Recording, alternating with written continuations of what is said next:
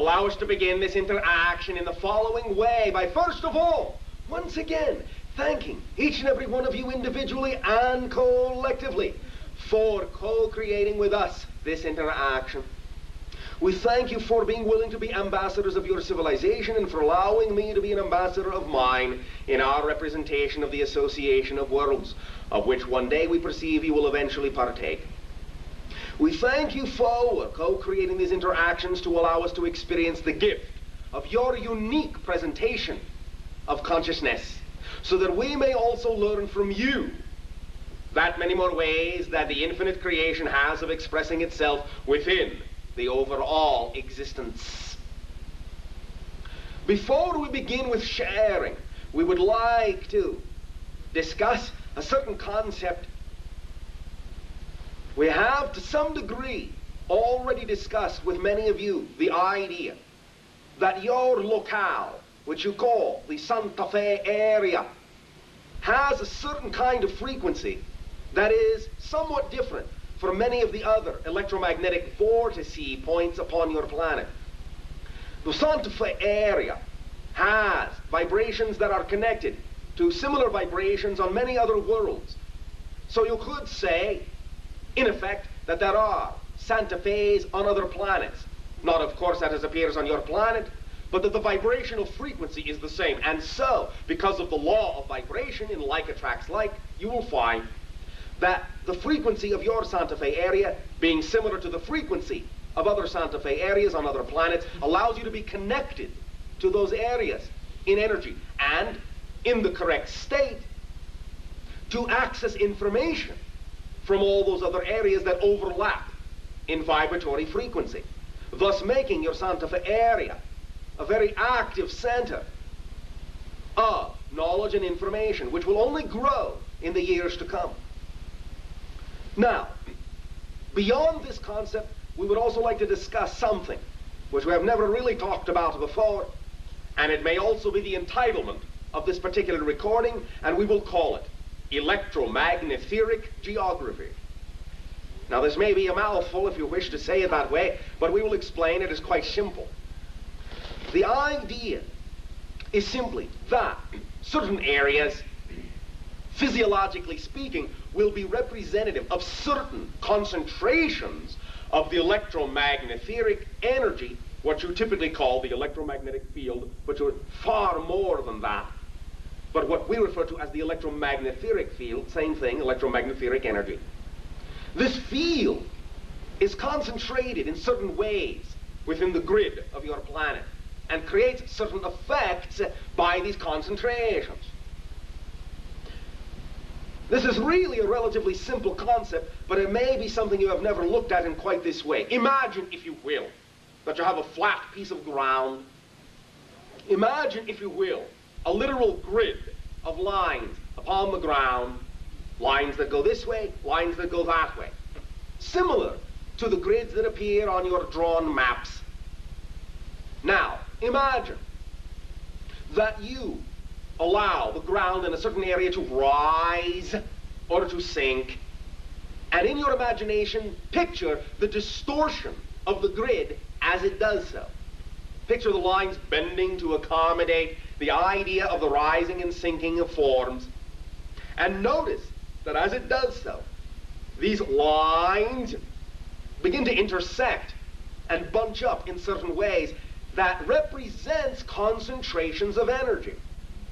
So the idea behind this is to recognize that what you call physical, material geography is really nothing more than electromagnetic fields forming into certain concentrations, alignments, and arrangements that are represented in your physical reality by rises and falls of what you call the landmass, or the physical material of which your planet is made. But there is something else in this to consider. For think about the sensitivity that many individuals on your planet have had over thousands of years of where it is, the kinds of places they choose to go to meditate and be in touch with the universe. You typically ascribe the idea of meditation to such places generally as mountaintops. But why should this be so? There are many other places, of course, that are representative of good meditation points, but generally, the idea of the mountaintop is that, electromagnetically speaking, it is literally a concentrated apex of electromagnetic energy. So by being there in that particular warp or distortion of the electromagnetic field, where it rises to a peak, the electromagnetic energy is concentrated there, and as it connects into all other electromagnetic energy, it allows for clearer reception and transmission of the electromagnetic pulses that are representative of your physical form, your physical body. It is like standing directly in the path of a transformer, or a current, or a carrier line, or a carrier wave of concentrated electromagnetic fluid, so that you are transmitting more powerfully, so that you are amplified more powerfully by the distortions themselves in your geography, in your electromagnetic geography. So when you feel drawn to certain places on your planet, it is no accident. As you change your vibrations, there will be representative points in the electromagnetic field on your planet that will be conducive to magnetizing you, to lure you to those locations, so that you will be in sync, as you say, in harmonious synchronization with the electromagnetic field, so that you will be afforded a greater degree of manifestation of your thoughts into physical materiality. In this way, it is similar to the concept also of gravity, because gravity is really nothing more than certain kinds of concentrations and distortions of a larger and slightly different vibrational electromagnetic fluid field. Thus, you will find that gravity is not really the concept of a property of matter per se. It is a property of the distortion within the field itself, which you represent as matter. Now, some of your scientists have already realized this for quite some time, but there are also little bits of differences to this connotation as we are meaning it. The idea to recognize is that gravity is simply literally the attraction of like vibrations to like vibrations. It is not the idea literally of atomic interaction or gravitonic interaction, as some of your scientists are theorizing. It is like vibration to like vibration based on the overall distortions and frequencies that crop up in the electromagnetic fields. Matter is really nothing more, in a sense, than a spiral of that electromagnetic energy, a whirlpool of energy, in a sense.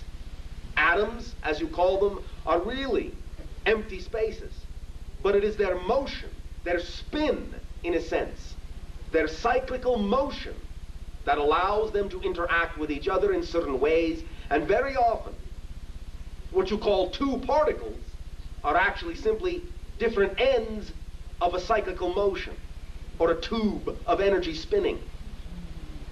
In this way, you have the matter and the antimatter universes. For on one side, you see the spin go one way, but on the other side, you see it go the other way. And that would be called the antimatter universe. The reason that matter and antimatter cancel each other out is because you know, if you watch in any kind of experiment by setting up whirlpools in water, that if they're spinning the opposite ways and they collide, they will simply cancel each other out and turn back into the flat electromagnetic energy that they originated from. That is what matter is. Spinning vortices. Spinning vortices. And these vortices build up and reinforce each other to create larger vortices and larger vortices.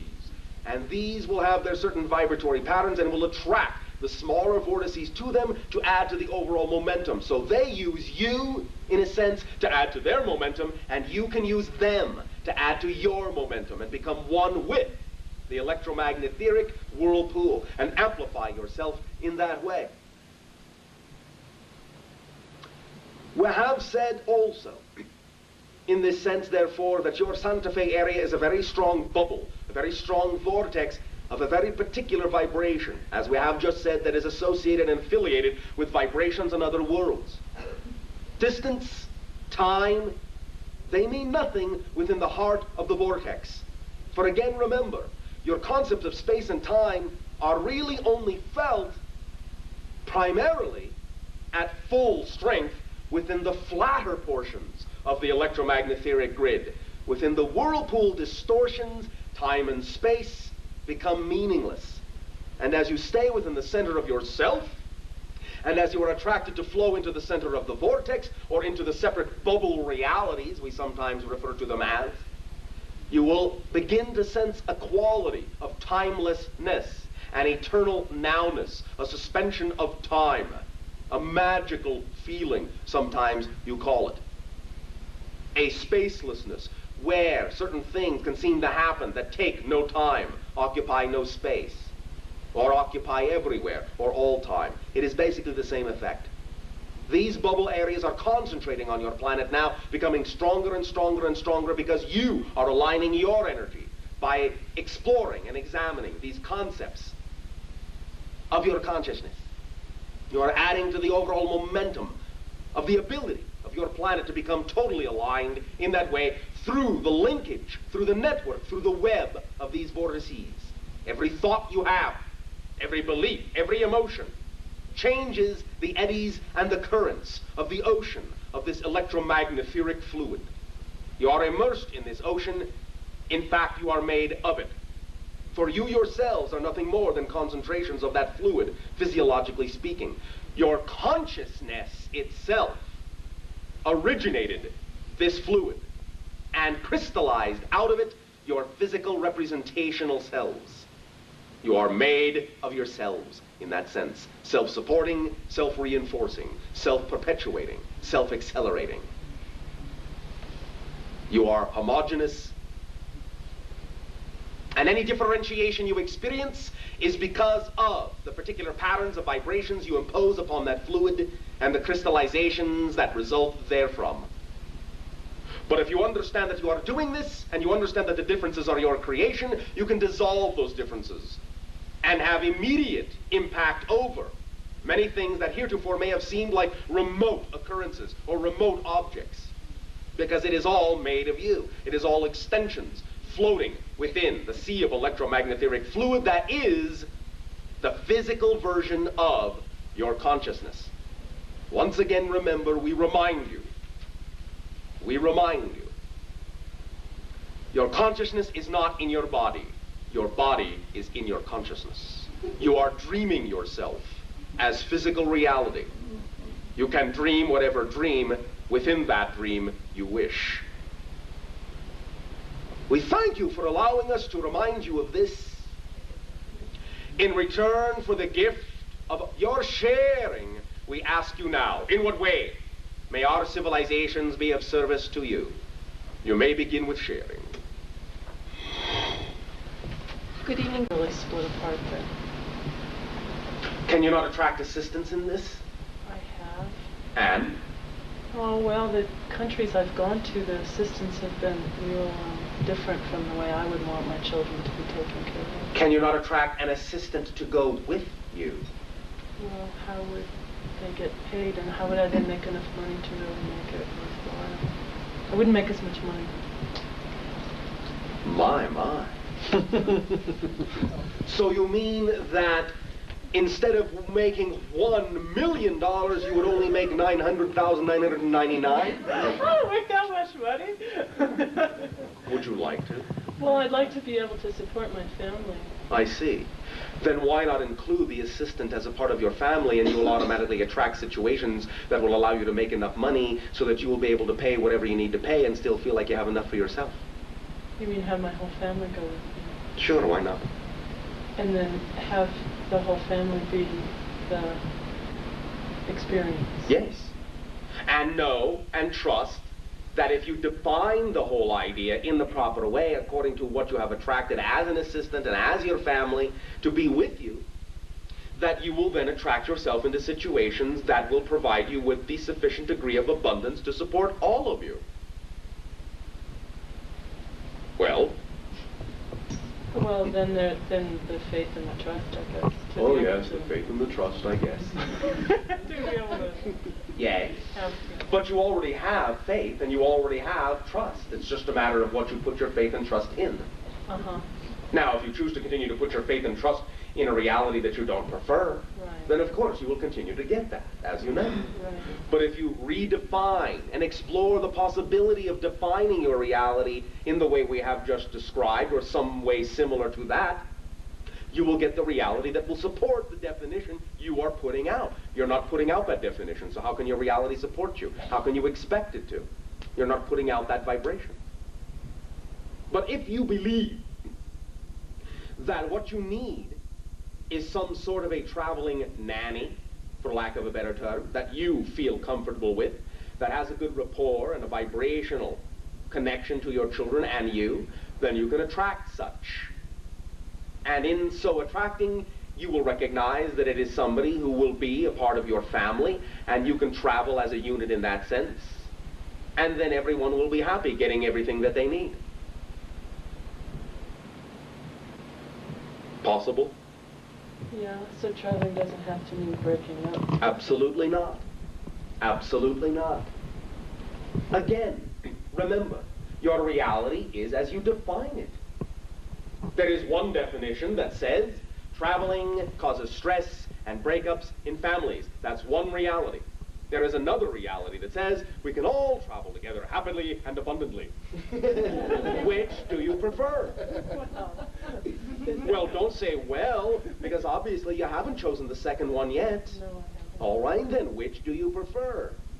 Well, the one where we're all happy and abundant. Do you believe that's just as possible as the other one, where there is stress and tension and breakups? Well, I guess what I've experienced in the past is the stress and tension. Yes, and breakups. but do you believe that the other one is just as possible? I guess I could imagine it. I have never experienced it. Yes, but do you believe it's just as possible? Maybe. You have said no 2 times. Are you going to say no 3 Well, I times? was going to say maybe. I don't know. I'm not sure if it can be. You have for said me. no 3 times. Do you believe it's possible? Yeah, I guess. Yeah. Do you believe it's possible? Possible. Yes. Possible. Am I taxing you? Do you believe it's possible? Possible. Yes? Yes, possible. Yes, possible. I didn't ask you to tell me it might be probable. I asked you if it was possible. Look how much trouble you had admitting it was possible. Yeah, exactly. That's an indication of why you're not getting that reality. Is it worth working towards for me? I mean, Working towards? You don't have to work towards it. You just have to be it. Is it worth it?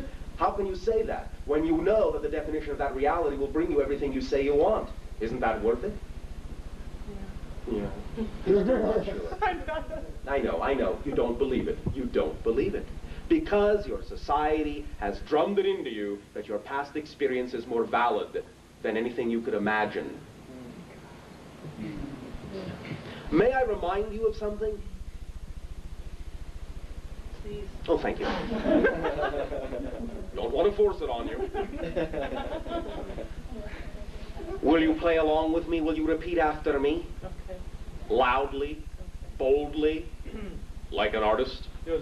Thank you. Nothing! Nothing.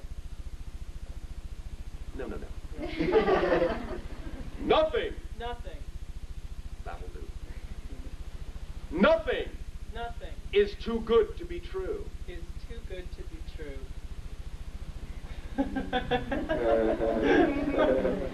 Your laughter is the first yes I've gotten from you. Your life really can work that way. I guarantee it 100% if you let it. If you let it. If you let it. You don't have to make it. You don't have to work towards it. If you just let it, it will. The only thing you need to do to let it work that way is to create the template, the definition, through which it can come. And it will take the shape of the template you create. Life doesn't do anything else but echo what you put out. So put out the definition you prefer. That's what you'll get. You understand? When you say template, do you mean like image or Belief. belief? Yes. Definition. Definition is the template. You understand? Say it again. Definition is the template. How you define your life. how you define what is probable for you, how you define what you prefer in life, creates the template through which then your life manifests.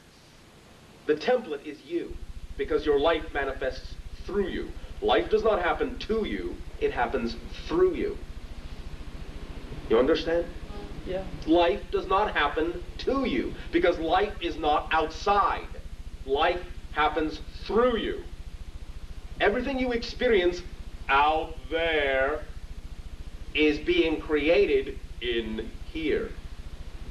This is an echo of this. A reflection to show you that if what you see is something you don't prefer, it's because you have a belief you don't need. Change it. Transform it. This will change. If you wish to see anything in your world change, change yourself. And you will. You are the template. What you say goes. Why? Because you say so. You don't need another reason. So advertise for your nanny. All right? Yeah. If that's what you want. Sit down with yourself and take the time to define the reality you prefer. And then know that that is simply how you need to act. See the vision of yourself doing it successfully. See your children being taken care of by you, by whoever else is assisting you, if that is necessary in the definition. See it going successfully. See yourself having the time you need to focus on what you need to focus on, and performing successfully while your children are happy, while everyone is happy, while everything is going smashingly, and while you are raking in the dough. See it, feel it, and act like the you in that vision, and you will get the reality. But if you see yourself doing this, and you're still acting like this, you won't get it, because you will be contradicting your vision. The action must follow the feeling and the picture. You must be harmonized, synchronized with yourself in those three areas. See it, feel it, be it. Understood? Yeah. Does that help you? It does. How does that then apply to the global reality that we all see around us? Each of you as individuals has the opportunity to live your life to the fullest, to do the thing that excites you the most by defining your reality in the way you prefer it to be. As each of you lives up to the full potential of your individuality, you fill yourself to your edges. And as you fill yourself to your edges, you touch each other and become one. You understand? Yes. Thank you. You do not intermesh properly when you are not the fullest individual you can be. The gears, the teeth, don't interlock. So, be a big gear, not a tiny gear. All right? Yeah. And turn and spin to your heart's delight. Thank you. Thank you. Sherry! Hello, Bashar. And to you, good day. Thank you.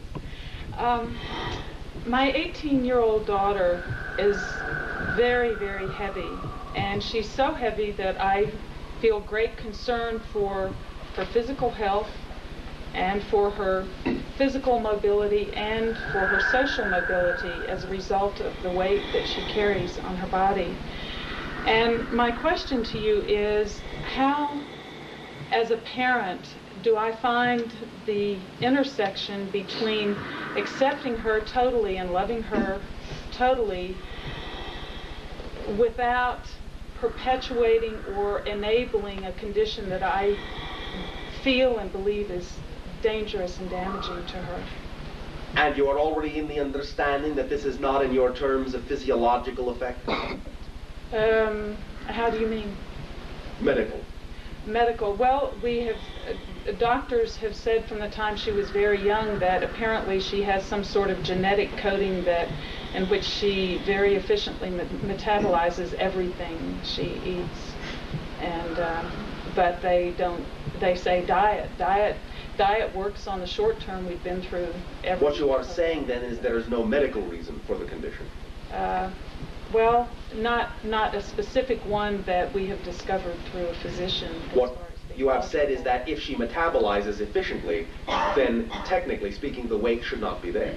No, well, according to the physicians, it's that every calorie she consumes, her body stores or uses, whereas many people don't efficiently utilize all of their caloric intake. So there seems to be a difference between her utilization of calories and those of many people. All right. Now we understand your terminology. One moment.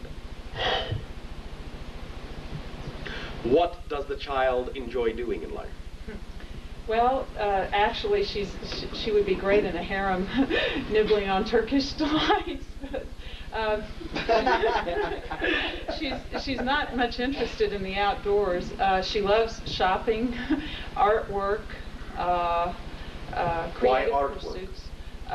Well, she enjoys sewing and designing costumes and clothing. She likes visiting with her friends. She's a very social person and has a very, very strong persona. Her weight has certainly not kept her from being very active socially as far as out there in the world, and magnetic as a human being. In your terminology of measurement, what do you feel is the amount by which she exceeds her comfortable weight? At least 50 pounds, at least. How does she carry this weight? She has a very regal and imperious stature. She has large bones, but there is so much flesh that she carries. She's beautiful. She's beautiful. She attracts people with her beauty, yet there is much, much excessive tissue on her body that really concerns me. It really gives me pain. Does it give her pain? I know that she would like to be much thinner, yes. She loves clothes. She would like to be, and she's tried through one program after another, and then none of them work on a long-term basis for her. But is there some particular location she would like to go to on your planet? Well, Paris, Los Angeles. She's attracted to those areas. France first. When can she go? We hope next year. She's doing very well in school as far as scholastic honors, and I hope that she will be able to do a junior year abroad in her college next year. So this in and of itself will be of some assistance, this traveling. There will be reconnections to memories in that place that will allow her to process her imperial stature. And in processing her imperial stature, she will understand how to fit that much power into her present life without representing it in terms of mass. This is a strong one, a very strong one. This is a ruler. This is used to ruling. Yes, you can hear her say, "Off with his head, he displeases me." Yes. What she is doing is giving herself a buffer to some degree in the following way. One, it is representative of the amount of power, the amount of energy she knows herself to have, and yet in this life is not being expressed fully in the way it was expressed in other lives, especially in France. Thus, she contains her entire entourage with her. But she will learn how to adjust the idea of the flow of power in a new way that will allow her to streamline her understanding of how power can flow through an individual rather than an individual representing power by surrounding themselves with it. This is what she needs to learn. One moment.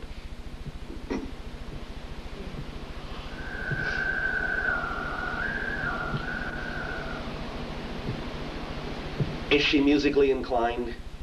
She has an idea that she would like to be a drummer, but her voice will break glasses. No, she has an idea of being a drummer, but she's never done it. She's never pursued it.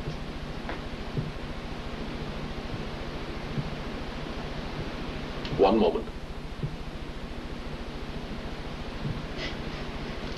She is a fascinating study. One moment. The musical outlet would be of assistance.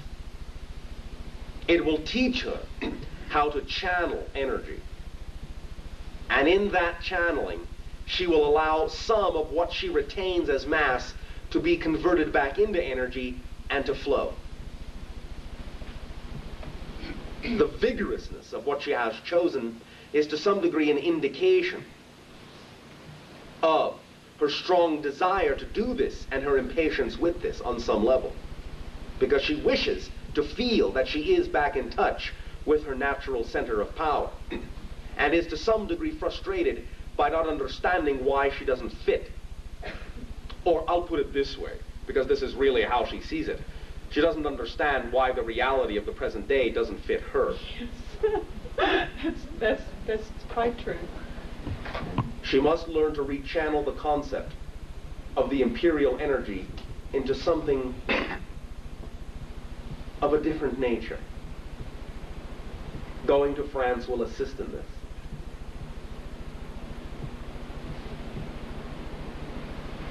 By the time she is 21, much of this could already be alleviated.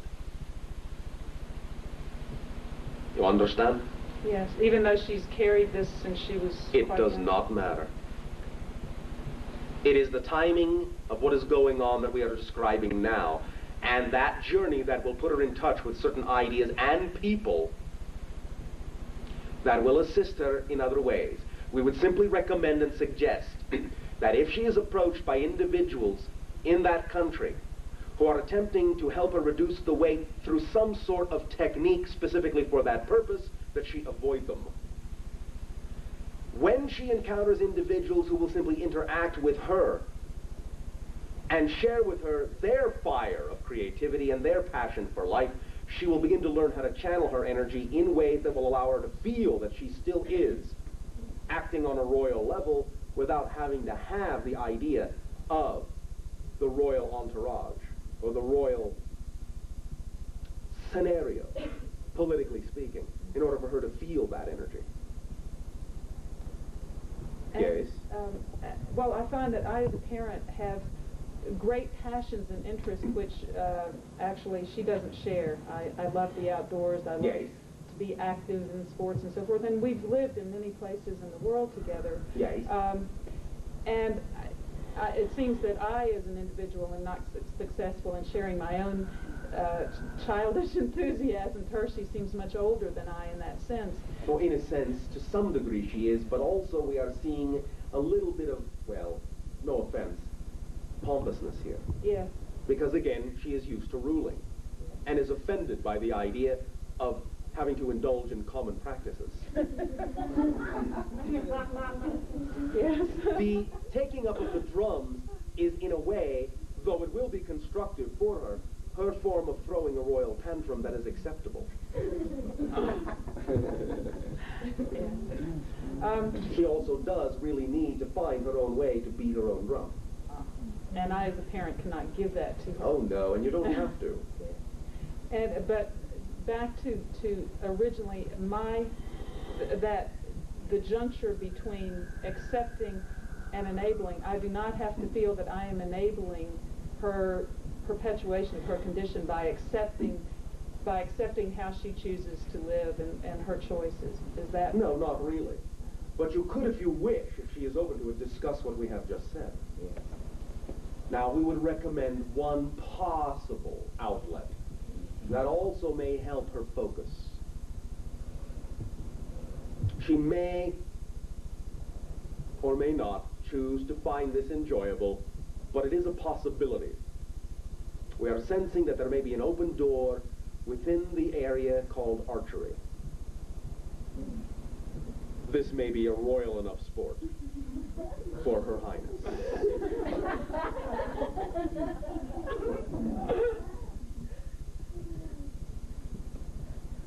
All right. Thank you very much. Thank you, and give our regards to Her Majesty.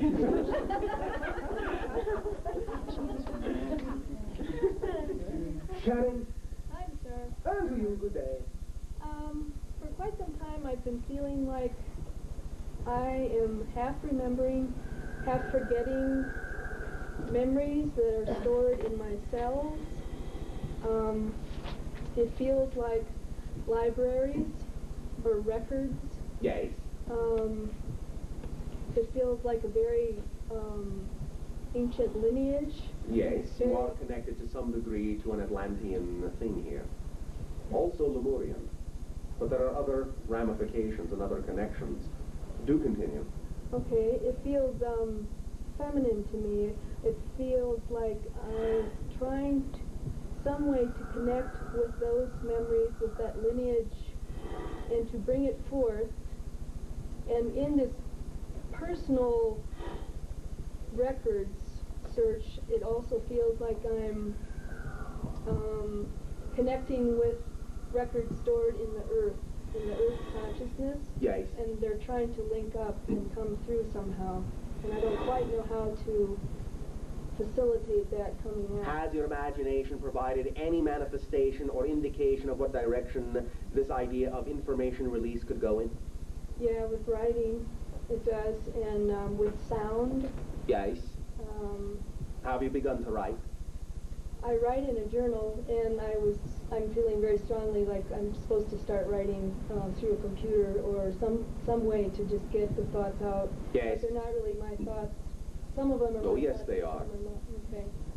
Even if they are not, they are. For now. Okay. One moment. What kind of a book would you like to write? I would like to write a book somehow in... It feels like bringing the lineage up into the new dimension that we're working into, and it feels very feminine to me. It feels like I'm somehow to work with women. Yes, the horns of the moon, yes. And the feminine energy, and bringing in the feminine to the new world coming in. Bringing in the balance. It must be balanced. But yes, dealing with the idea to some degree of the rising or raising of the feminine vibration so that it can be balanced within each and every individual, ultimately. Mm-hmm. One moment. What does your journal consist of? What kind of information? It's changed in the last, well, absolutely since April. It's changed from personal feelings to what is being generated in the networking I'm doing with other women, as far as like remembering clan energy, remembering yes. lineage, bringing back old teachings. It's yes. like linking up with each other again. We're finding each other again on the planet. Yes. And can you allow your imagination to assist you in beginning to reconstruct these ideas into the form of a book? Yeah. That's what I feel like is trying to be born right now. Yes, well then begin to act in that direction, and some of it will fall into place automatically, showing you the structure as you go. Okay. Is that the best way for me right now to access the records then, or? It is one of the best ways, yes. Okay. One moment. Eventually you may wish to explore and experiment with a few other trigger mechanisms. Sound is one of them, as connected perhaps to crystals, or as connected perhaps to the idea of divination. Could you say more about that, please? Tarot. Okay, I use that. oracular divination in pools of water, Okay. bowls of water.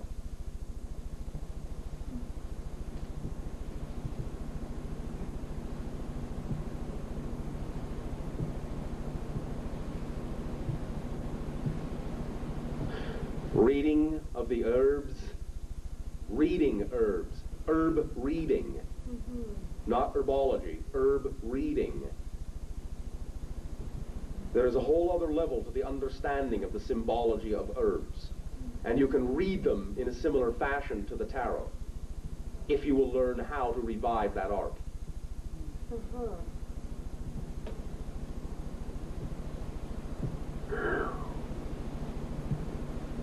One moment.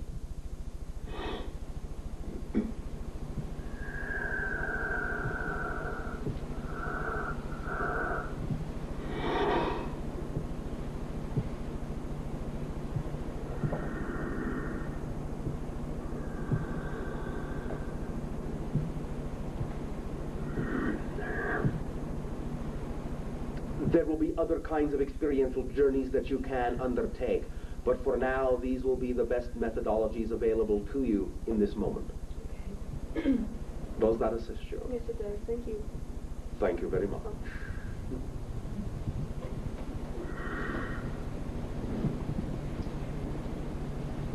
Good evening. And greetings to you. I don't have a question. That's all right. You can make a statement. And what I want to do is express some gratitude for the energy that you shared the last time I was here. That was definitely life-altering for me, and I'm just experiencing an attitude of gratitude, I guess. An attitude of gratitude. We thank you for your expression. We are most grateful to be allowed to interact with any and all of you. I cannot even begin to tell you what kind of impact you have on our and other societies. Remember, a lot of what is going on your planet will affect much more than you know. Thank you. Good night. Good day.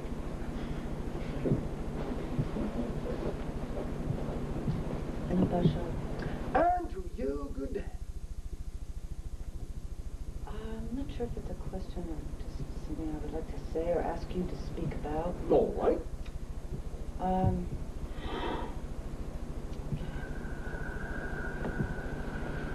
It's the paradox or the interweaving or the overlapping of the old world and the new world. Yes. At this time. Yes. That we're experiencing. Yes. Because in many ways the old is done. Yes. Yet it still exists. And yet it still exists. Yes. This is the transition time, right, where all is still possible as a choice, but not for all. Where all is still possible. Yes. Within a short amount of time, depending upon how your vibration is aligned, only the things of the world your vibration is aligned to will be possible to do. The things that are no longer representative of the vibration of a world you no longer prefer in that sense to have around you. The things that are no longer representative of the world you prefer will no longer be possible. Right. The idea of time and our idea of space. Yes. And our idea of separation. Yes. From other. Yes. All of that is dissolving. Yes. So that in a sense really there's no past. Correct.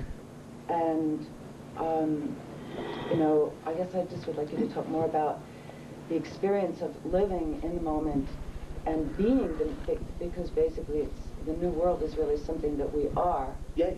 And are in this moment. So we have to live it without being discouraged. Yes. Correct? The idea again is that when you live your joy, you are then living in the moment, and you do not create as much passage or experience of time. And that's why. Not so much that you simply don't experience the passage of time, you actually don't create time. When you live in the moment and fulfill your joy, you do not experience nor create time, and so you do not age. That is living in the now. That is why in our society, at the rate at which we have created our accelerated energy, I would, in your terminologies, appear to you to be approximately somewhere around your 40th year of age, when in fact, from the time that I am speaking to you now, I exceed 152. The idea is that, again, there are an infinite number of possible Earths. Each has its own signature vibration. When you vibrate in accord to the one you prefer, that is the Earth you shall experience. And as this becomes more and more crystallized through your evolution over the next few decades, you will simply find that the individuals who vibrate in accord to Earths that have nothing to do with yours will simply begin to vanish from your reality. You will simply never encounter them. They will never encounter you. They will still experience what they think the Earth ought to be. You will experience what you think the Earth ought to be. And all the people with you will simply be of like vibration. You understand? Yeah. And we can have anything that we possibly can imagine. Anything that you can possibly imagine that is relevant to the dimension in which you have chosen to exist, that serves you. Anything is possible, but it is not always efficient. But doesn't the idea of dimension really have, isn't dimension just another linear idea? Yes, to some degree, but do not forget that some of the limitations actually do serve you. Yes. For without some of the limitations, you cannot focus on a particular experience. And if it is simply not something that is an efficient experience to have in your reality, to all of a sudden be 220 feet tall, then it is simply unlikely that you would want to choose that manifestation. Right. It is possible, but why would you want to do it? Right. You will not be able to, in that sense, quote unquote, fit in or get the job done. Right. And isn't it true that all beings that are, you know, in other words, we're all in the universe. Every being in the universe is there is really no high or low. It's not like there's some dimension that is the 12th dimension, waiting for us to kind of catch up with them in a sense. In a sense, we're all in the same boat. Well, in a sense, yes. However, look at it this way, too. Every reality is real. That is the paradox. Anything you can imagine is somewhere real. Even the concept of a 12th dimension waiting for you to catch up is one of the realities within the overall reality of all things that are possible. Right. And yet, because that is true, then in a sense, you're all in the same boat, along with us. Right, right. Right. Okay. Does that help? Yes, it does. Thank you very much. Well, thank you very much. Thank you.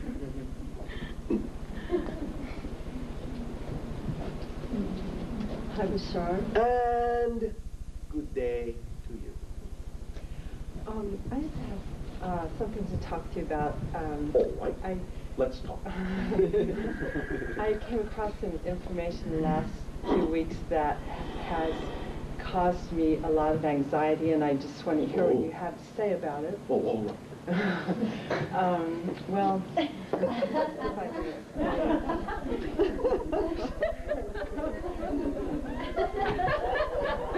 are you having a lot of anxiety too? I am already shaking.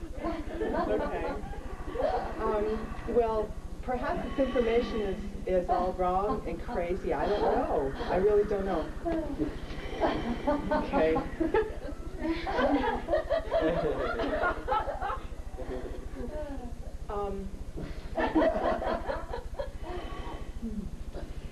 Well, don't keep us waiting. No, I don't know how to say it. Use your language. Okay. I took a workshop a few weeks ago, and I read this person's book also that was talking about some forces in our some people in our world that are like trying to make a one world government and trying to get rid of the U.S. Constitution and all this stuff, and Pretty depressing, isn't it? what do you think about that? What do I think about that? I think that there are individuals on your planet who like to think in those ways. I think that there are individuals on your planet who are so disconnected from the infinite, that they do believe that those are real probabilities and real possibilities, and actually think that they will gain true power by playing those scenarios out. On the other hand, I also think that whatever vibration you are will allow you to move yourself into whatever reality will not be the reality they will create or experience. One thing they do not understand is that if they truly choose to create an experience of that nature, it is, by definition, a segregative experience and must, by definition, eventually collapse in upon itself. By creating an alternate system that allows each and every individual the ability to feel their own true self-empowerment, then in that sense you will create a vibration of an alternate system which individuals can shift over to, should they desire to. There may be individuals on your planet who think, in that sense, that they can create the kind of reality that you're being told about. It is true that some of them think along those lines, because you have created your governments to act in that way. You have created them to be compartmentalized and secretive, and in this sense, not very often hold you, the public, in high esteem. But you are the government. You are the government. And when you start acting like it, you will recognize that you have the ability to create alternate systems, parallel systems, that individuals can then compare the two in and shift over to the systems they find preferable. And whatever vibration you are will be the reality that you experience, no matter what anyone else's intention is for you. Just keep your eyes open, keep your feet on the ground, move in the direction of the reality you prefer, and remember, in that sense, you will become invisible to those who wish to play around in the shadows. You understand? Okay, yeah. Does that help you? Yeah, thank you very much. Does that allow you to turn on the light inside? Well, I was thinking in those lines anyway, and so it's good affirmation and it helps. We thank you and we remind you that you are your world. You are your world. And I also remind you that every single individual makes all the difference in your world. All right? Thank you. Yeah, thank you. Now then, allow us to extend once again to each and every one of you our deepest appreciation. Perhaps the next time we interact, we will make an attempt to be a little more serious. Oh, you don't prefer that? No. Well, that's all right, because we were lying. We thank you very much for allowing us into your hearts.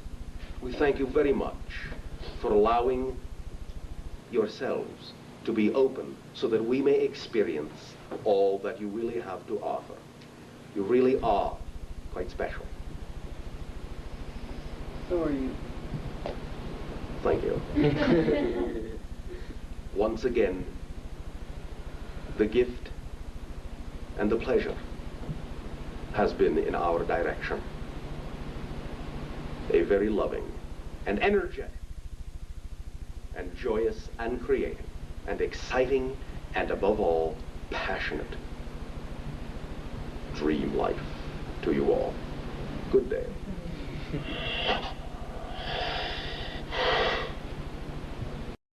Putting puzzle pieces together. Are you having a good time? Yeah. What is the picture beginning to look like? It's very big. Oh, well, you are very big. All of you are very big. Sometimes I feel very big. Very big. And then sometimes I feel not so big. Not so big. I was sitting with my art the other day, and when I do my work, I space out. You space in. I space in. Yes. That's true. And my eyes tend to blur. Yes. Because I work with my hands, and I only need to check it every once in a while with my eyes. Yes. So my vision is blurry a lot. Yes. And where else are you looking? What dimensions are you looking into? Well, I can't name them. Well, what are you feeling? What are you experiencing? Magic. Yes. So, this is natural. What of it? How do you want to use that magic? How do you want to express that magic? Those are the questions. Well, I do express it. Yes. I'm getting off here. I beg your pardon. Off my track here. Oh, all right. That's not really I'm trying possible, to work but I in more than understand one what you question. mean. 'Cause I know we're supposed to Why don't you go keep one. it simple? Perhaps that's part of the problem. Keep it simple. Keep it simple. You are making this too complex. Okay. When I was doing the work the other day, Yes. and I get very preoccupied with my inner space. Yes. These little flashes kept surfacing, Yes. and it was like my life was passing before my eyes. Yes. But it wasn't. It was my childhood, but it wasn't any relationships in my childhood. Yes. It was. Well, that's not true because it must have been my relationship with the Earth, with the planet, because the little pictures that were coming to me were places that I had been. Yes. A little rocky hill, Yes. a certain tree, a woods, a stream, just the different natural settings. Yes. And so that was very interesting. I didn't really pay much attention to it. I just noticed it as the flashes came up. Yes. And I noticed also the feelings, and they were always wonderful. Yes. And then shortly after that, it felt like this Kachina energy came into the work that I was doing. Oh, and I've now done two little figures that are very powerful with Yes. that energy. Yes. And I wondered if there was a connection. Between the Between first process and the these- second result? Yeah, these flashes coming, and then the opening of that energy. Yes. The connection, and the reason why your inner vision becomes fuzzy is that you are extending yourself into what we have called quasi-planar realities. These are, for lack of a better term, since one doesn't exist in your language, the spaces in between dimensions that, in and of itself, is another dimension. We have referred to the Kachina energy in the quasi-planar realities as the extraterrestrial's extraterrestrial. It is a vector completely apart from anything even we are familiar with. It is very, very different. We are interacting with them in our own way, you are interacting with them in your own way, but your vision will become blurry in those areas because quasi-planar realities do not follow the same rules at all as any other dimension. They are the glue that holds the dimensions together and at the same time keeps them apart. So you are moving through a different kind of glue.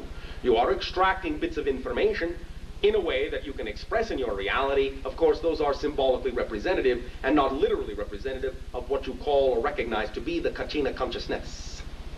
But it will suffice. Certainly it is of that vibration. The fuzziness is simply the quality of the dimension into which you are extending yourself.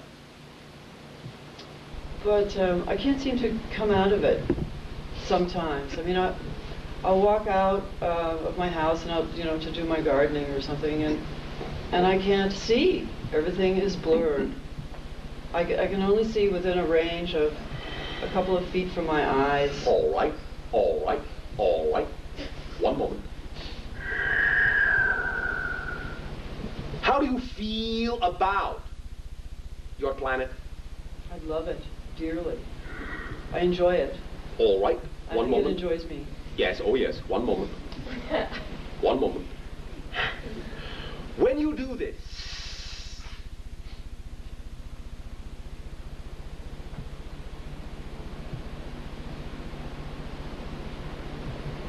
have three things ready.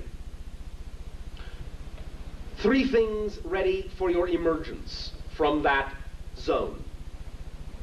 Every time you go in to that space, when you come out, have already there a bowl of salt, a bowl of earth, and a bowl of water. You follow me so far? Mm-hmm. Yes, I do. All right. When you come out, take the salt and rub a little bit on your third eye. You understand the spot? Yes. Just gently, gently, gently. Thinking of how the earth supports you, how it feeds you. Take some of the earth, rub it on your temples, continuing to feel the nurturing energy of the earth, grounding you, anchoring you. Take the water and touch it to your lips. How it refreshes you, how it clarifies and purifies you. Take a deep breath of air. How it energizes you. How it crystallizes you. How it expands you. Those 4 things do. And see if there is some assistance in your reorientation back into your earth dimension after exploring the quasi-planar realities. All right? Okay. Anything else? Well, the same thing I used to do when I was a kid. Yes, so what? Well, I don't know. I guess I connected it somehow with those childhood flashes. Yes. Well, as a child, you were, in a sense, as all children are, very sensitive to those other dimensions and frequencies. You have experienced this for quite some time, and you have other connections to this in other lives, in other dimensions. You are, to some degree, yourself in between dimensionalities. You love the earth, but you are not fully of the earth. Yeah, this I know. Yes. Well, that is all right. Yes. Yes. That is all right. Do you find this discomforting? Well, yes, because I enjoy my vision. Yes. And it has been clear up until a few years ago, and it keeps getting worse and worse and worse. And yes. And I think, well, and it feels like the clearer my inner vision gets, the yes. worse my eyes get. In actual fact, it is the other way around. It is happening the other way around. You are defocusing from your external vision so that you can sharpen your internal vision. But, so when will I balance these out? One moment. Answer this question first. In bringing through the idea of the Kachina energy to represent that vibration and express that vibration in your art, is there a primary purpose for doing this? Do you have a primary reason? For expressing that energy? Yes. Yeah, I think it's representative of my connections. Yes, but so what? Why do you wish to express it? You already know it for yourself. What happens when you express it? How does that serve? What does it do? It touches that place in other people. And that will do what? Well, it seems to be expansive for them. They recognize it and acknowledge it. And will assist them in opening and transforming and aligning with that energy, and eventually transforming your earth reality into something more akin to the one you are familiar with. Right. And when you transform the earth reality into something you are akin with, then you will see the earth reality more clearly. Because it will be one and the same reality. Hurry up. Come on, I'm going blind. Sometimes you have to pass through darkness to see the light. Do not worry about it. The worry will only cause more difficulty. Let the process unfold as it needs to. The more you transform your earth reality into the one that you feel is home, the more balanced your vision will become. Because then inner vision and outer vision will be the same vision. Yes, I know. All right? Inner vision. So keep painting and enjoying. Do the ritual we suggested. It can aid and assist you because you will be calling upon the Kachinas themselves to help realign you. They don't want you to become lost in that world. They recognize you as their friend and as their connection, but they want you to be able to function. But soften your expectation of needing to see too much right now. It is a process that allows you to help transform. That must be unconscious then, because I don't consciously sit to bring this through, these particular figures. They just come. Yes, of course. And then I see Yes, where they of course. came from. Yes, of course. That is the easiest way to do it. That's a channeling. Okay. Thank you. Thank you very much. Bashar. And to you, good day once again. More information and more witnesses are starting to talk about the UFO crash in Roswell in 1947. Yes. Particularly about the bodies that were recovered. Yes. And you've said that these beings were from Zeta Reticuli. Basically, yes. And your description matches what people have experienced in the abduction cases they've been having. Yes. But the descriptions of the bodies are slightly different, and I was wondering... In what sense? The eyes were smaller and seemed to be sunk in, rather than eyes that are described by others. Putrefaction. What's that? Putrefaction. Okay. They were lying in the desert for a while, you know. Okay. Then nothing was done by the Zetas to make the bodies more humanoid then, because even the shape of the skull seemed to be more human than what others have described. No, they were not. Okay. They were simply disfigured. Okay. Then if they're from a different frequency, how could they maintain their solidity in our physical reality even after the crash? Once the shift is made, they don't have to hold themselves in that frequency. Once the shift is made, they're in your dimension. Okay, they don't have to, it doesn't take energy, they're just... No, no, no. Okay. The shift is the shift. Can your civilization do the same? Yes. And we have. That's why you have seen our ships from time to time. Okay, speaking of which... Yes. In Belgium a few years ago... Yes. The ships were triangular with the Yes. lights and so on. Was that Essassani? Some of them, yes. Some. Not all, some. Okay. But who were the others? No. Not allowed, not allowed, not yet.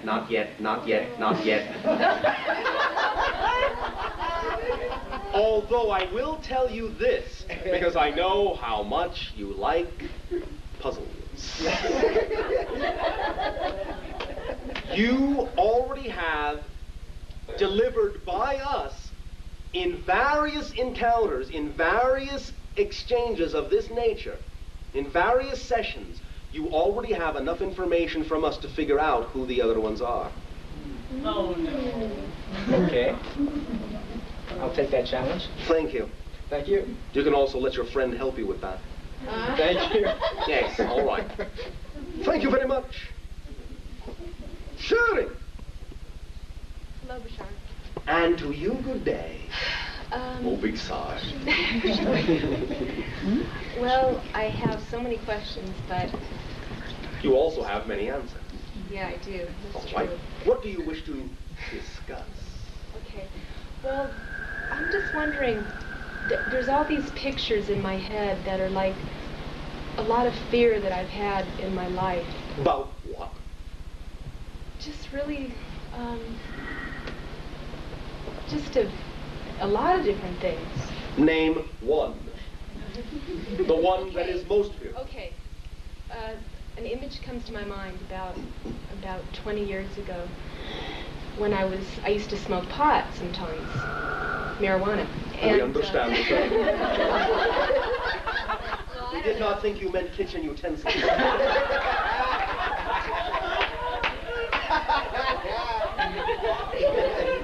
And I remember having this experience where I was just, I smoked it, and I was just, I got an extreme fear Yes. of like being all alone in the world and no one caring about me. Yes. And it was like the scariest feeling. There was like nowhere to go, nowhere, it was just horrible. Oh, well, who cares?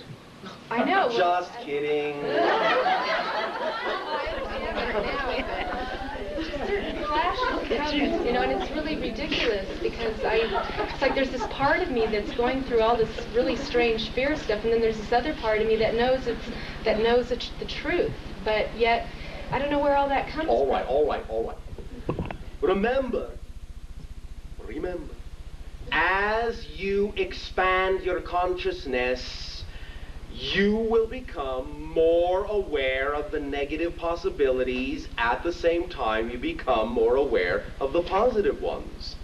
So you will fill your repertoire, your library, your card file with flashes of all sorts of potential negative ways to experience any particular step or stage you may be considering or pondering or be aware of at any given moment, just as much as you'll be able to think of the positive side.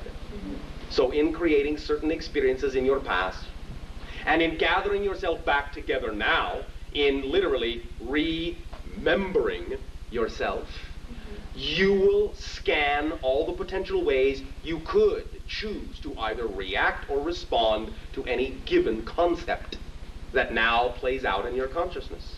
Just because you're having that doesn't mean you need to react to it. It's just there as an observation. The observation in and of itself does not cause you to feel the fear.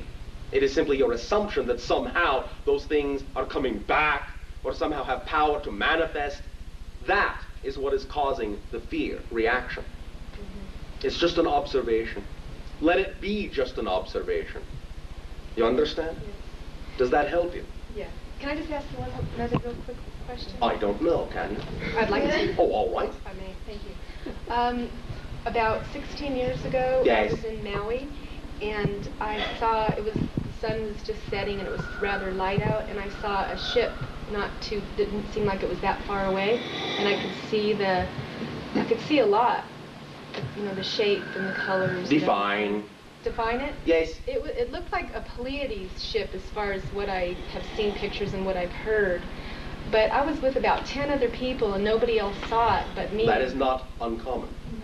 Again, remember, the entire universe is based on frequency and vibration. And it is very easy to allow ourselves and others of our like to key our vibrations to the point or to the pitch where it is literally keyed or tuned to the frequency of one particular individual. No one else will perceive it. I thought it was really strange that those people didn't see it. It is very common. But now, could you tell me who they were? Because it feels so, every time I think of it, it's like it just happened and I feel really connected to whoever. Do you feel connected to yourself? Yeah. Does it allow you to feel a little more light and uplifted? Yeah. And does it allow you to want to experience more joy in life? Oh, yeah. Oh, yeah. Much more. And do you? I am more and more, yeah. All right. Seems like there's some blocks, though, that... Well, of course. But that is simply what comes with the turf of living on your earth. But you will transform them. You will transform them. These are friends, in actual fact, to some degree, cousins, from another experience going on at the same time in another part of your soul. You understand? Yes. And they are, in that sense, letting you know that you are loved, letting you know that the connection still exists, has never been broken.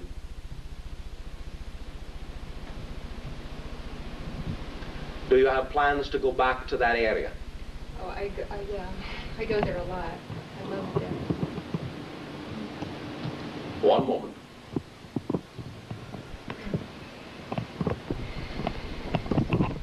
You are going to have a very strong connection in 97. There? That we do not know. We just know you are going to have a very strong connection to this in 97. One moment.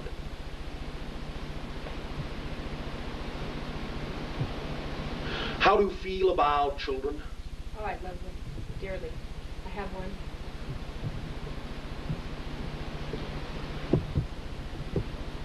Is there something that you wish to do with children? Everything. I love them. How do you wish to interact with them? Well, playfully. I mean, with my daughter, we play all the time, and she's so artistic, and I think a lot of it in sort of dancing and singing and playing and acting and theater. And have you thought about conducting children's theater? No, not really. Is it something you think you would find exciting? Oh, yeah. But I don't know how I would do it. It sounds wonderful, though. I love theater, I love film and all that. When they ask, will you begin?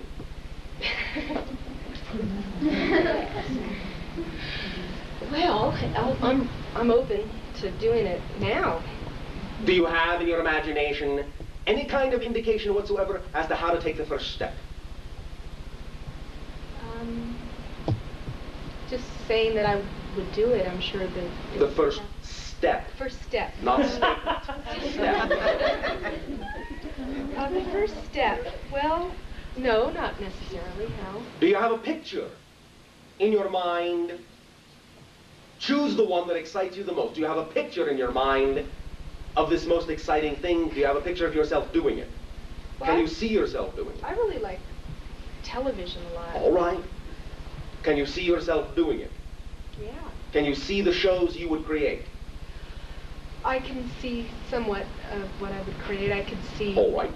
sort of, you know, kind of what the type of show I would do. Can you give us an example? Yeah, kind of like, it could even be like things of Sesame Street and Mr. Rogers. But, you know, just sort of like that. Not exactly, but that kind of fun things with children and doing things and learning and stuff. That's what I see. Do you see anything else? Oh, just music, and... All right, something else will occur to you. It's right on the threshold of your consciousness, but you're not letting it through. But that's all right. That's all right. You can't tell me? No. Because it is not our duty to influence you. Yeah. Well, see, that's what I mean. It's like I've got some kind of block that... No, you don't. You just think you do. How do I start then? Dive into the block. Dive into it. This is one of the lessons you could create on your show. How to dive into the block and explore it and find out what's there, what it's composed of, what it has to offer, what lessons are there to be learned. A block is not a block. It is an arrow pointing in an unexpected direction. You must examine the whole concept of expectations. In this case, the arrow points up. That is the only clue they will let me give you. Oh, all right. Oh, please. Can I give her one more clue? Just one. Oh, please. Maybe if you make your face really sad. Maybe if you pout a little bit. Stick your bottom lip way out. Let it quiver. Let it quiver for effect. Please. They don't think you sound sincere. I'm not an actress. That's not what I'm supposed to be. Please.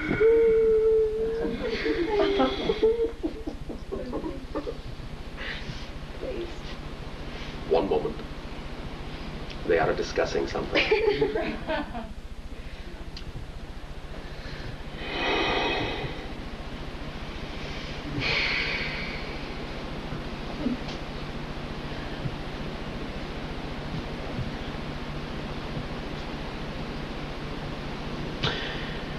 If a child were given a ship such as you saw, ask them what they would do with it.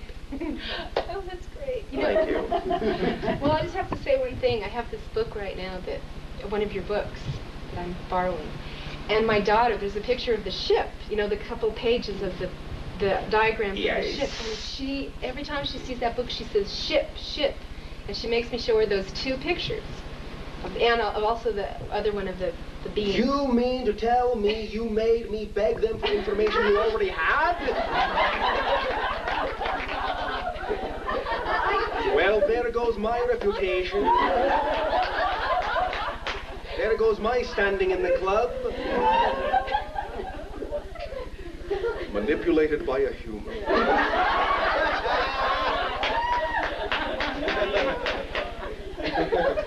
Tisk.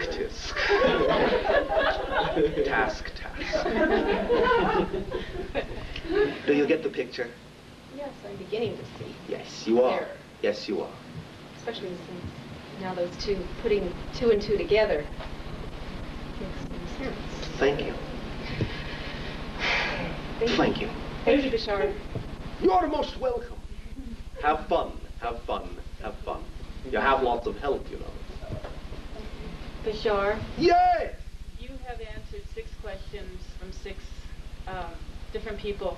Do you like to continue with 3 more and then take a break, or would you like to do another 6? How do you feel, Bashar? We will allow your bladders a break now. Okay. 15 of your minutes of counting, and we will reconnect with you all. We thank you. We await you.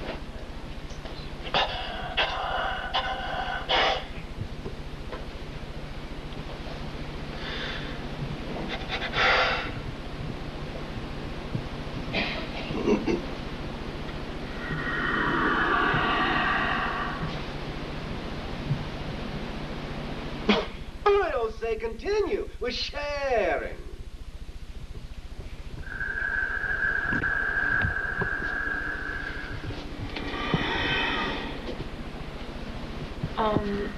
I feel a lot of confusion right now if I'm pursuing the right track or if I'm doing the right thing with my life. I'm spending a lot of time right now with my kids, and I'm not doing my work as much as I don't know, think I could be or should be or would like to be or used to be.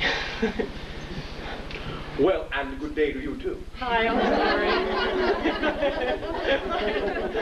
sorry. Nice introduction. Thank you for being here. Well, thank you for being there. Do you have some notion about what it is that does excite you in life, that you would like to be doing? Well, yeah. Well, what? Dancing and doing healing work through my dancing. And I still do it as much as I can squeeze in, but there's not a lot of time with 2 little babies. Squeeze. All right. There is the possibility that either A, your expectations about what this kind of interrelationship with children is like will allow you not to experience what you could be experiencing from that particular interaction with those children to the fullest degree you could be, or B, that there is another completely different notion of having children and doing what excites you, another complete definition that would allow you to have the time to do what it is you need to do and the time for the excitement of being with your children as well. Perhaps it is simply in the definition that you are finding your reality lacking. What kinds of things specifically prevent you from doing as much of the artistic expression that you would like? Alone time. And psychotropics and not psychedelics. What we were simply referring to are those elements that grow naturally upon your planet, not the ones that are, in your terminology, artificially created.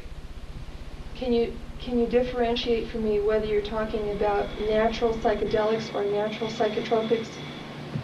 Anything that naturally grows on your planet, no matter what the effect, will be what we were referring to.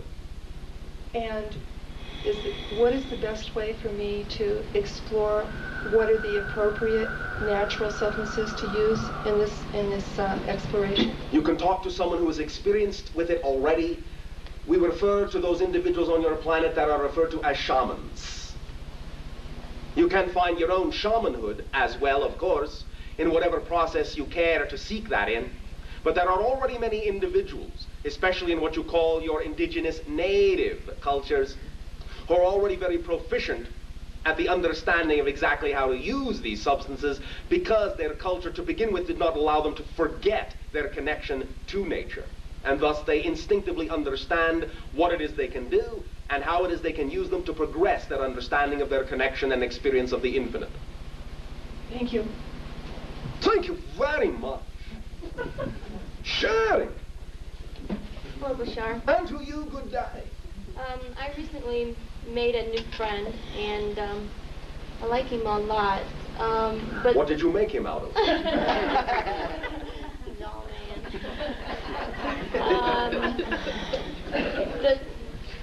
I'm having a real hard time just going with the flow in the relationship. I wonder if you could give me... Define hard time. I feel like there's a lot of struggle and... Over what?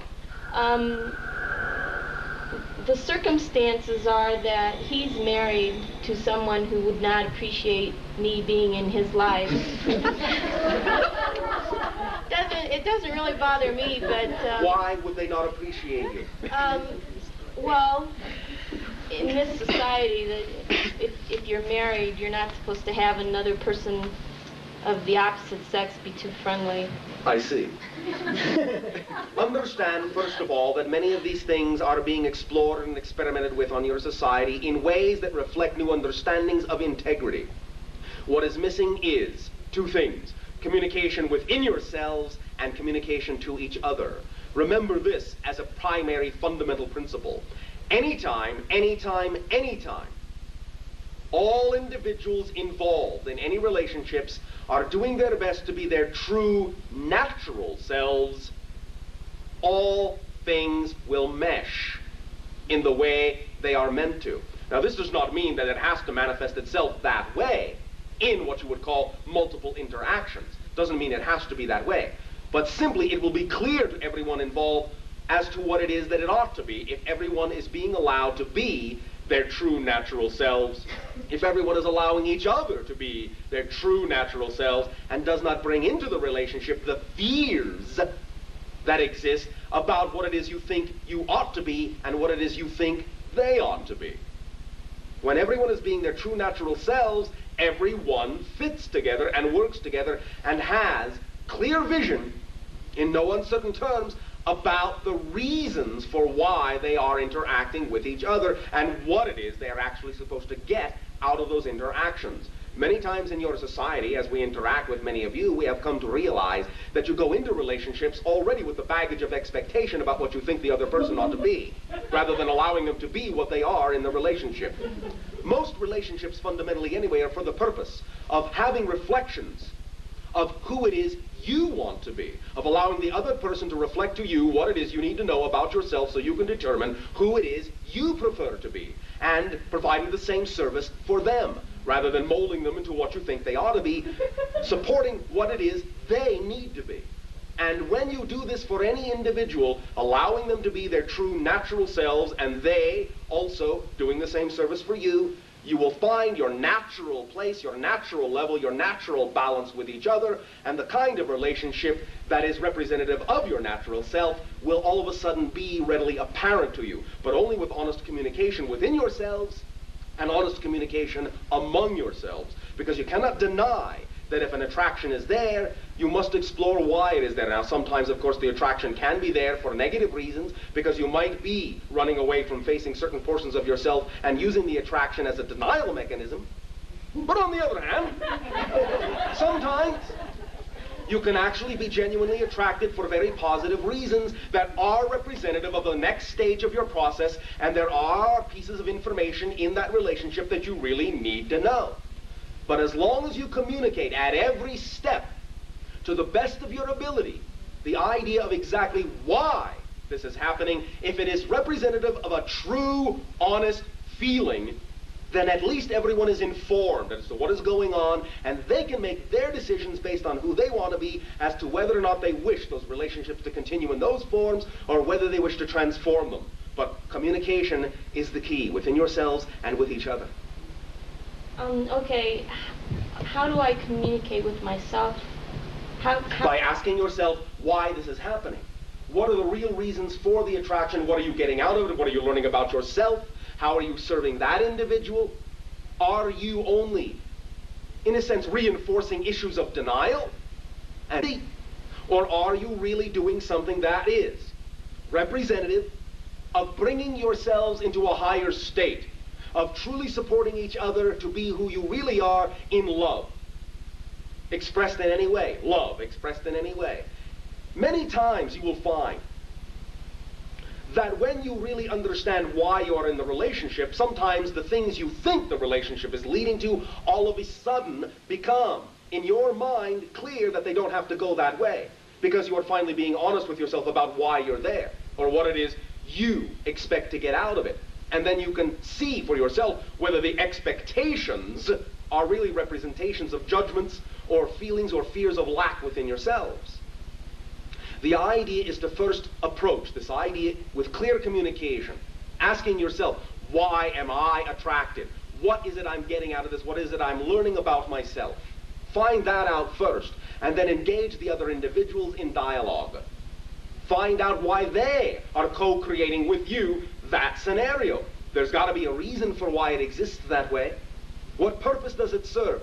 What is the heartfelt desire and deepest foundational wish that all individuals really want with regard to the idea of their relationship to the relationship? For many times you will find that when an individual gets in touch with what they really want, it may only have been their expectation that lured them to think that the relationship had to go a certain way.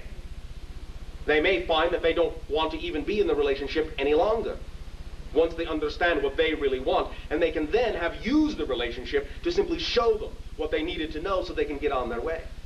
There are many, many ways to look at this, but you must start with honest internal dialogue about why you are co-creating your part of this interaction. And then, if they are willing, extract from the other parties involved why they feel they are co-creating this interaction as well, because you're all co-creating it. It's an orchestration. The third person, who you are referring to as his wife, is not there accidentally. There are no accidents. There are no accidents. If you have attracted yourself to someone who you perceive in a situation where you feel, speaking from the viewpoint of your society, that makes it difficult for you to interact, you must ask yourself why that has been attracted and what issues that raises within you. We are not saying it must remain that way, but that's a good place to start from. You understand? Yes, thank you. Does this help clarify the situation to some degree for you? It gives me a lot to think about. Well, all right. That's a good start, too. Thank you. Thank you very much. Shirley. Yes. Hi, Bashar. And to you, good day. Hi. I co-created an event when you were on a station last that really shocked me. And since then, I've been doing a lot of body work and internal searching. But as Are those questions? Yeah. Well, as I'm doing that, all this emotional turmoil is coming up. Another it's question. Real old. Yes. Basically, how do I resolve it? How do we resolve it? Define the emotional turmoil. It's intense. Yes. It's what? I don't know. It's like a lot of fear. It's a lot of sadness. It's a lot of hurt. It's a lot of pain. It's just very deep. And it seems to overwhelm me at times. Another question? Oh, no, it's not a question. Thank you. Oh, I see. I'm getting it now. Okay, it seems to overwhelm me at times. Oh, thank you. And what I want to know is how to deal with the pain. All right. The first way you deal with it, of course, is by allowing yourself to feel it, as you are doing. A lot of people are telling me not to feel. Oh, my. To bypass it. Bypass it? Then you are denying a portion of yourself. You are denying your own creation. You cannot change what you do not own. You understand? Mm-hmm. Mm-hmm. If you say, that's not mine, then how can you expect it to become something else? You are saying you have no power over it. I didn't create that. It's not mine. All right. Then it will stay exactly what it is. Because no matter what you say, it won't change because you are saying you don't own it. First, you have to own it. It is mine. I am feeling it. It is my feeling. No matter how the feeling is, these things are precious. Don't give away your feelings. It's my feeling. I'm going to feel it.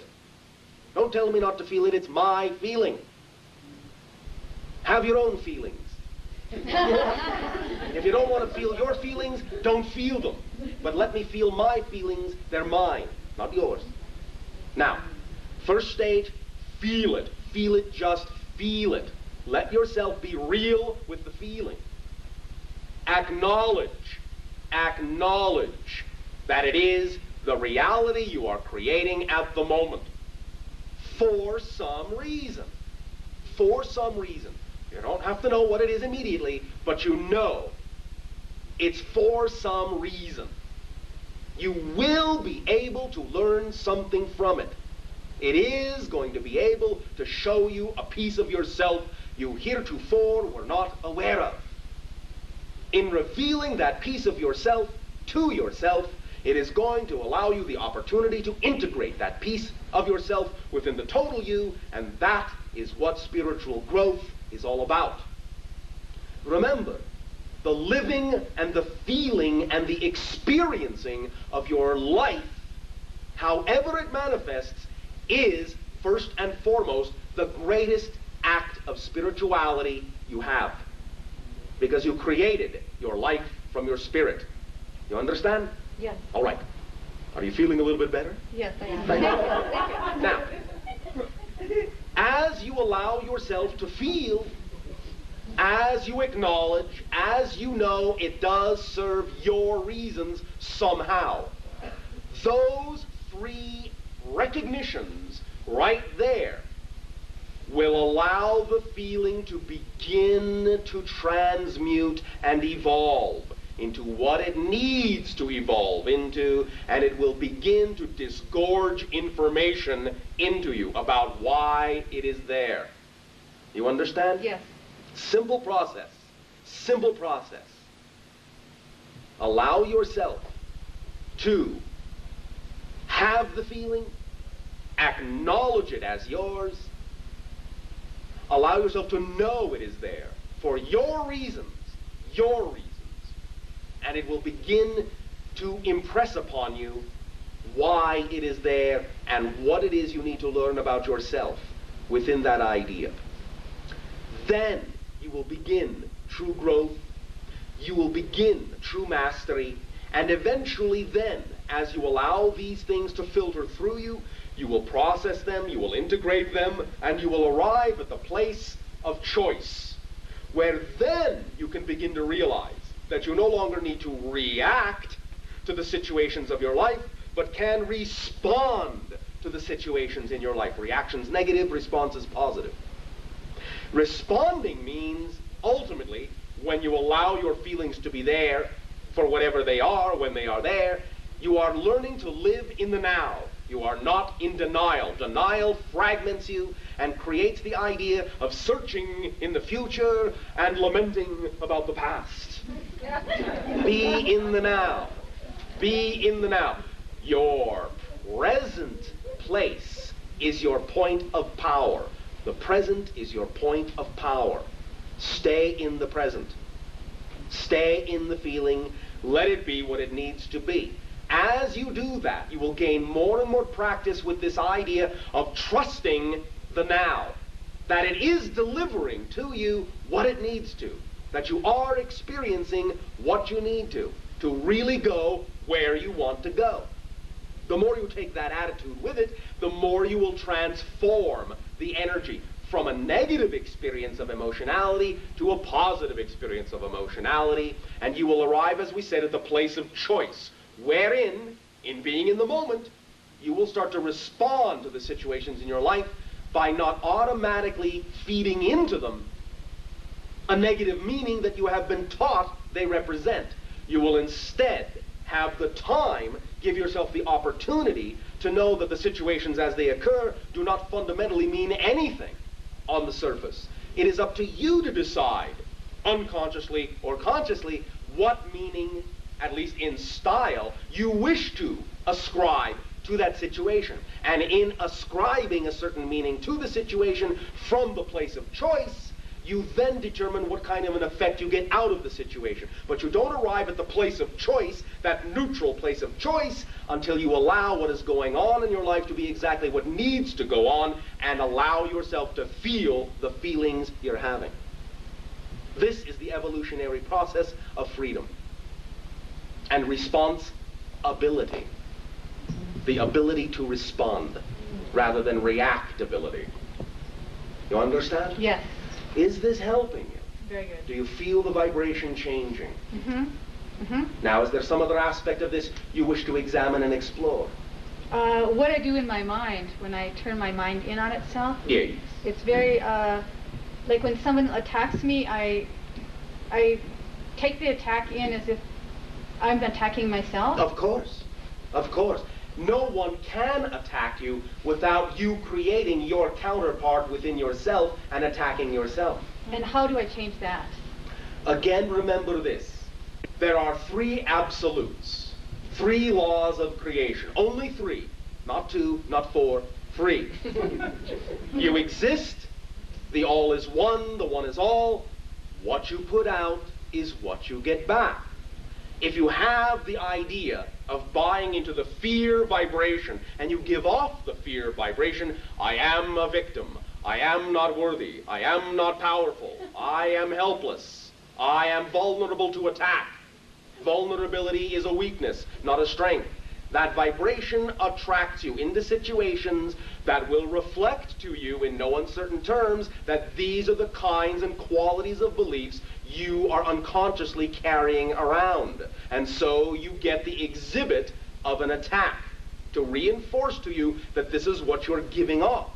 If you find in this reflection that you don't prefer that, then what you simply need to understand is that you are putting your energy into belief systems that don't serve you, that are not what you prefer to believe about life. And if you can redefine them into the belief systems you prefer, then you can start giving off a more positive vibration, and in doing so, know that that positive vibration can only, by definition, in pure physics, pure mechanical terms, bring back a reality that is reflective of the more positive vibration. You cannot get a reality you are not the vibration of. You understand? Yeah. So the very fear of being attacked attracts the attack. Now, this does not excuse the attacker, because it is up to them to be strong enough to refuse the call of the victim. You understand? It is still their duty to be clear within themselves, because in a sense, the attacker obviously, in many ways, is just as weak as the person being the victim. Like attracts like. It is not the idea of the strong preying upon the weak. It is the weak attracting the weak. One who attacks because they do not believe they are in control automatically, and they feel they have to manipulate their external reality in order to feel they are in control, and therefore they must dominate others. One who knows they are in power needs to do none of that, because they are already in power. They don't have to prove anything. A person who has to push their point of view on someone else does not believe in the power of their own point of view.